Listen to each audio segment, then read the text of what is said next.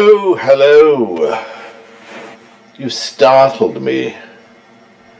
Forgive me, I usually do not present myself as in naked nudity, but as I said, I've been caught unawares. The recording started before I was ready, so please excuse me now while I garment myself. A jacket of sorts, of course, trousers first. And welcome. It is so wonderful to see you again.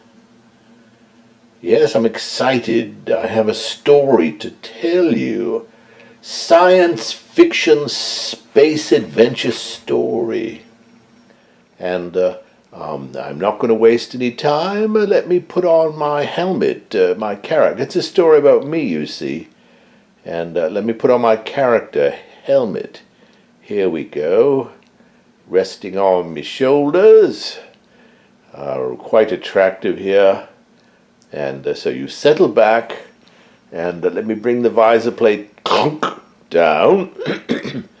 And so the movie story begins.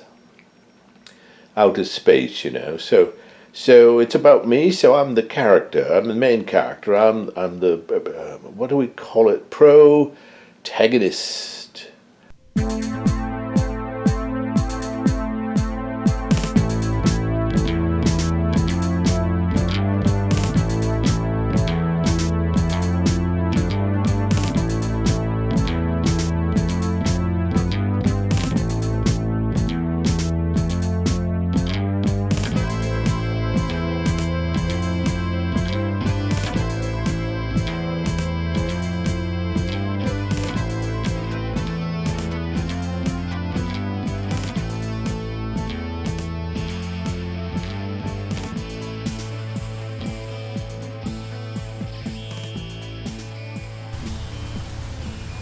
And I was working on a task, a job, getting paid for it, and it involved searching for combustibles and thermophaxions.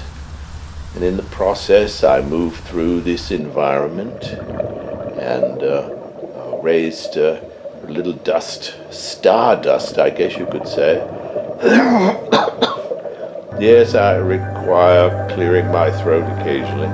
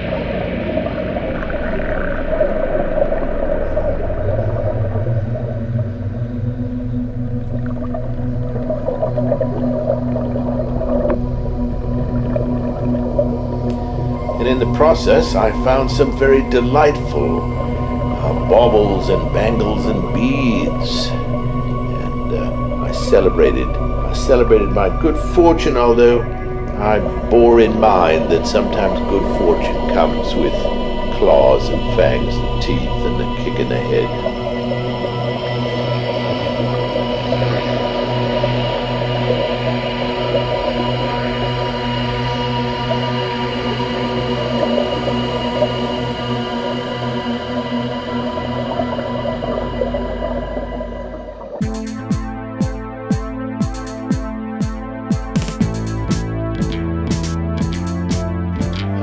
my apartment, my living space within my craft, my spacecraft, my wonderful ship.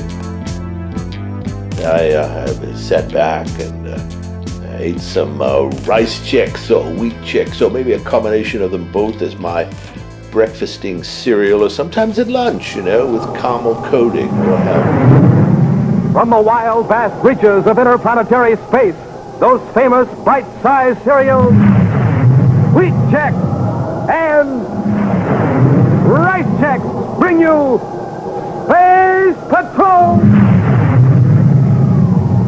Hi, gang. Space Patroller Jack Nars reporting. Today I'm going to show you how to give the Space Patrol salute. Watch. You place your right hand, palm down, just over your heart. Then, with a swift movement, you move your arm straight out and drop it to your side. See? That's it, gang. The official Space Patrol salute. And now, here's the official Space Patrol breakfast. Good, nourishing food with checkerboard super cereals. The cereals that help to supercharge you. Here you see the bite-sized super cereals, swell-tasting Rice Chex and Wheat Chex. So, gang, be an honest-to-goodness Space Patroller. When you're playing Space Patrol and it's time to salute, salute like a real Space Patroller. And when it's time to eat, eat like a real Space Patroller. Help yourself to those bite-sized checkerboard super cereals that help to supercharge you. At your grocer's in the red and white checkerboard packages. Rice Chex, Wheat Chex.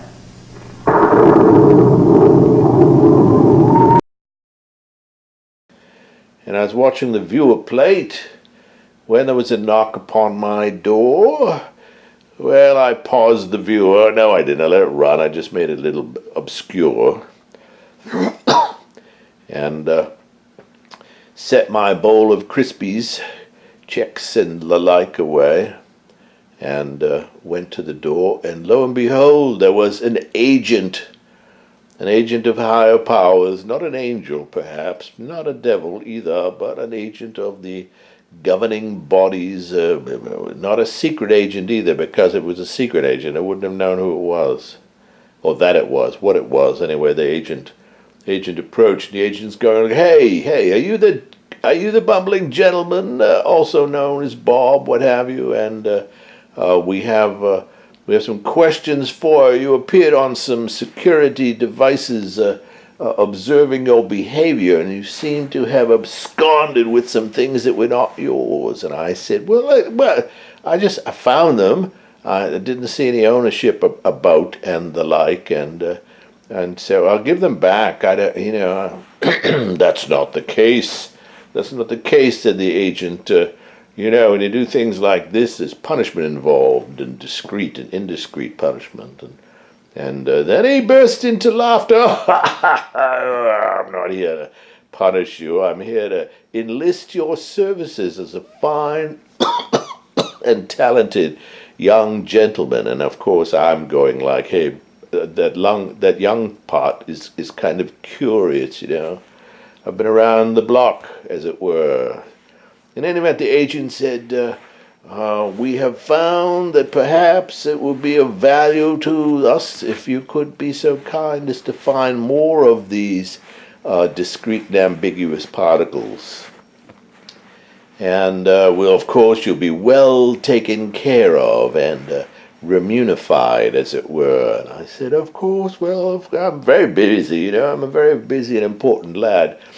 But, since you're an agent and you have several other agents lurking about, I can see, and you're interfering with me screen there, then, of course, I'll accept the position. And we're kicking on to 11 minutes.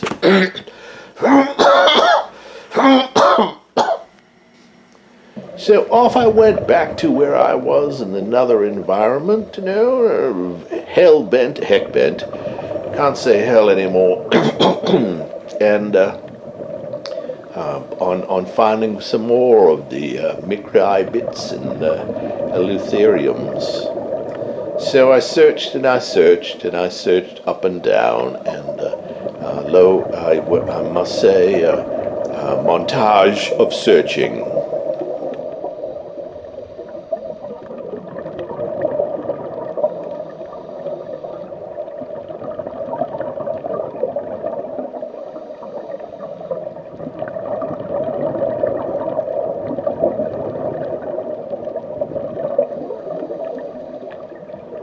and in the process didn't find what much.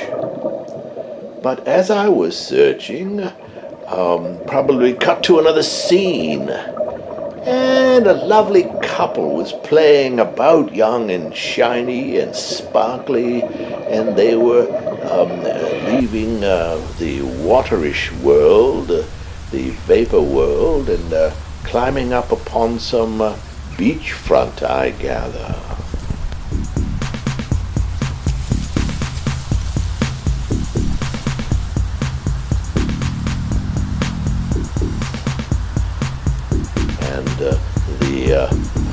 They were chatting, and they had a big bucket, and it had attracted my attention that they were carrying this bucket. And as I approached, I'm going like, hey, and they're going, what do you want? We're having a private little thing here, and I said, well, just, I'm a government. I'm just, what's in the bucket?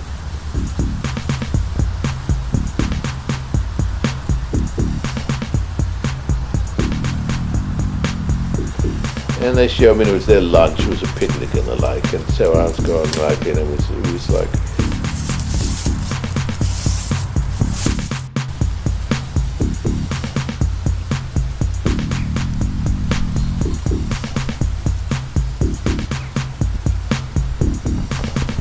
they were artists, and it was filled with scrupulous canvas and oils and not watercolors, because it just came out of the drink,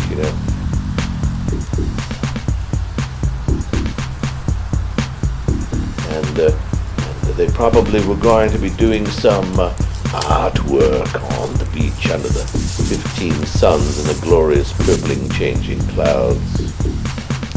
So back I left, and I left them to their whatevers. Well, as I was gone, he's going to her, well, do you want to pose this time, or shall I? And would you like to be the artist, or shall I?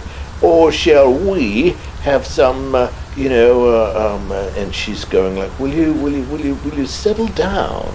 Just settle down. You're kind of irritating me today. I don't think I'm going to remain with you. I'm going to go off. And she was gone. And he was looking about and thinking, well, I could chase after her, or I shall, oh look, a cave. A structure built of sparkling gems and felucanites and the like, and I think I will go into this cave, and into the cave. Just want to remind you, boys and girls, this is the gun for me, the Space Patrol Cosmic Smoke Gun, the gun that saved my life not so long ago, remember? Yes, sir, I like a modern super weapon that shoots like this. Now, I told you'd like to have a gun just like mine, so I've asked Jack Nars to tell you once again how to get one. Here's all you do to get a Cosmic Smoke Gun and a bag of reloading powder. Buy a box of bite-sized rice checks or wheat checks, along with your name and address. And while he's into the cave and bumbling about, I shouldn't say bumbling about, because I'm the bumbling gentleman, I'm back, getting in touch with the agent. Did I tell you the agent's name? It was Scrindipolis Kong.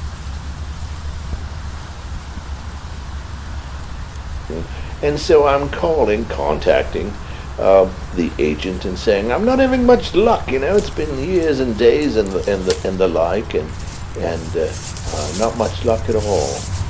And he's going like, well, keep up the good work. Well, keep up the good work.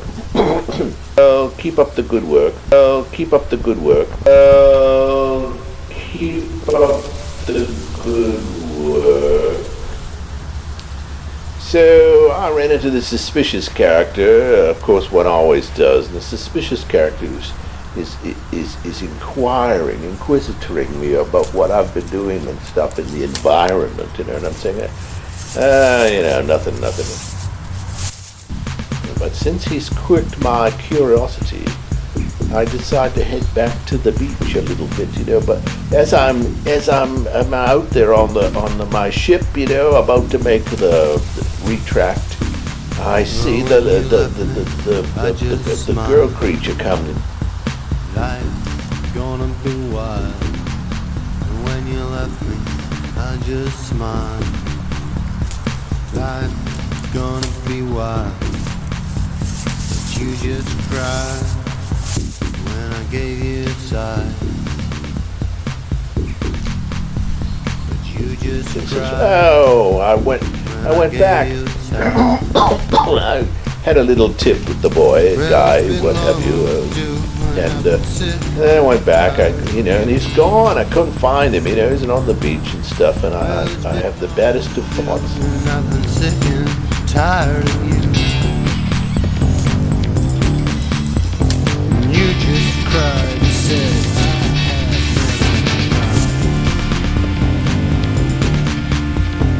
you just cried and said I never had tried. When you left me, I just smiled. Life was gonna be shook up and wild. When you left me, I just smiled. Life was gonna be shook up. So I settled her, or him, onto the craft, and I scooted off myself.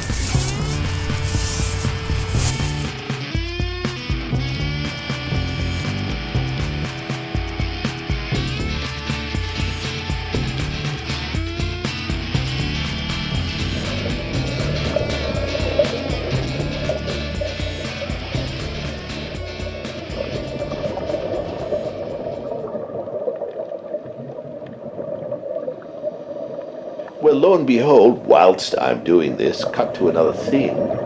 We have the lad in the cave running afoul with some creatures. They are not too fond of this folk, and they tied him up and secured him with bonds and boos and promises and the like, and hanged him from the cave, Maybe upside down, I'm not sure. Maybe it was a fraction of time and space that gave me that impression. So as I'm approaching back, I see a lad, a creature lad, and I accost him, and as I follow him, he attacks me. Out of the blue, me with my 19 wings and limbs and the like, and squid-like attachments. He attacks me. So we have a fight scene.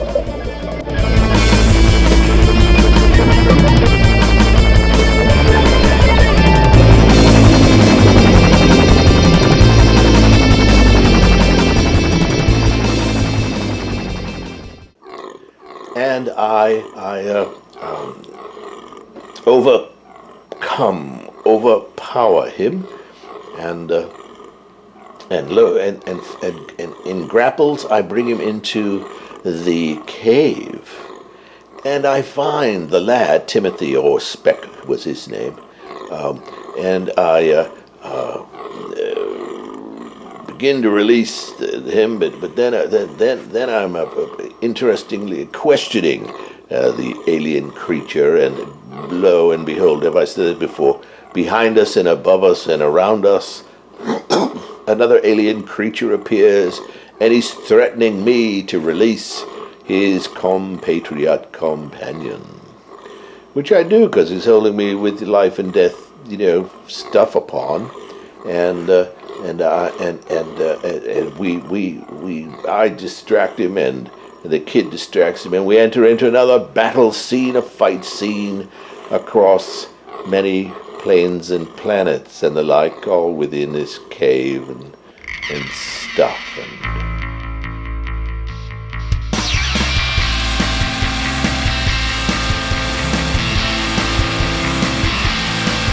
Yeah, I'll tell you a little something about the Black Lagoon. The only light I get is what reflects off the moon. You can't hear a thing except the bullfrogs croak. The air's so thick that all you do is choke. It's dripping with heat. Yeah, it gives me the creeps. So take me out of here before I start to swoon, 'cause I'm living at the bottom of a black lagoon.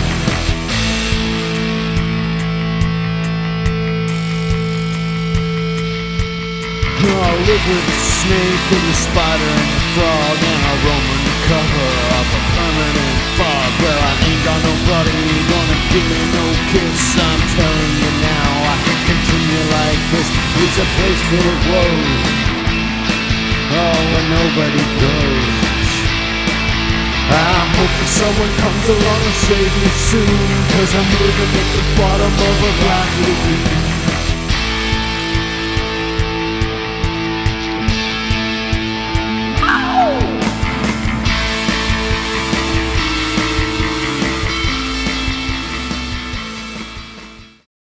Of course, we are victorious.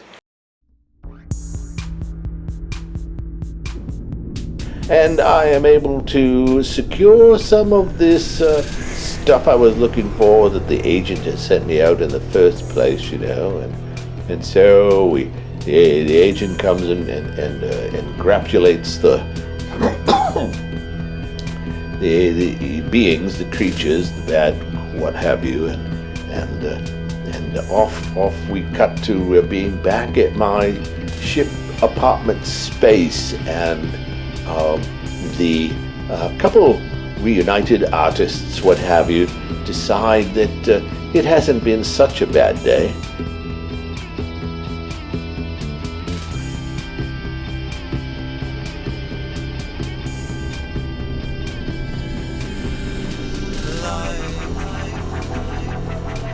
It's just a stolen kiss, a shade vanishing in the mist. And we all sit about and take turns saying things like, would you like to be the model, or shall I? Or would you like to be the artist, or shall I? Or would you like to be the artist, or shall I? Or well, maybe you two will be the models, and I will be the artist. Or maybe you two will be the artist, and I will be the model. Or we three can, and you know, we all did.